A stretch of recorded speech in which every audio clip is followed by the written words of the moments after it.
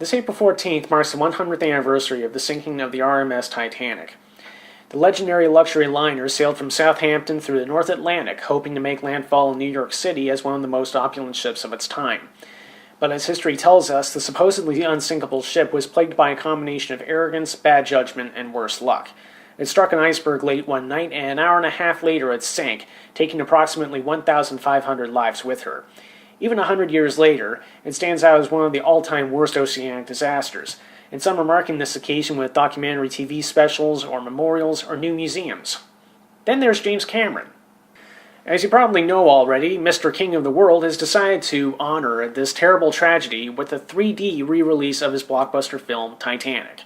Now, I'm not bothered about a general re-release, though I am enough of a cinema snob to prefer A Night to Remember, thank you very much.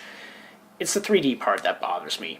First of all, we all know that it costs quite a bit more money to go to a 3D movie than a regular one, so right off the bat, Cameron can kiss goodbye any credibility when he claims that this is not about making money. If it were really just about using a film to mark the occasion of the sinking, he could re-release it in 2D at half price, or maybe even for free. We are talking about one of the most popular movies of a generation. I can guarantee that the theaters would break even just from the snack sales. The other part is that, let's be honest here, historical dramas about very sad events are far from what you think of when you hear about movies being released in 3D.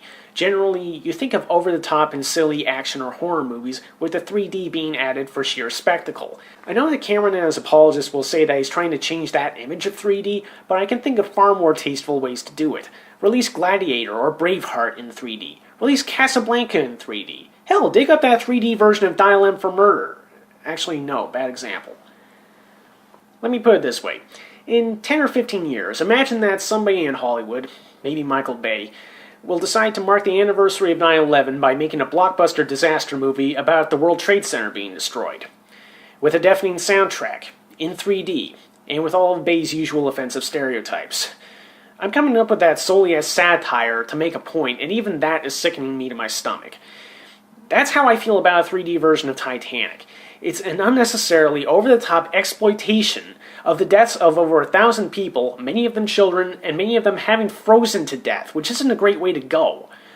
I'm not saying that you have to bow your head and give a moment of silence, but please, for the love of whatever God you believe in, do something more respectful than this. Enough said.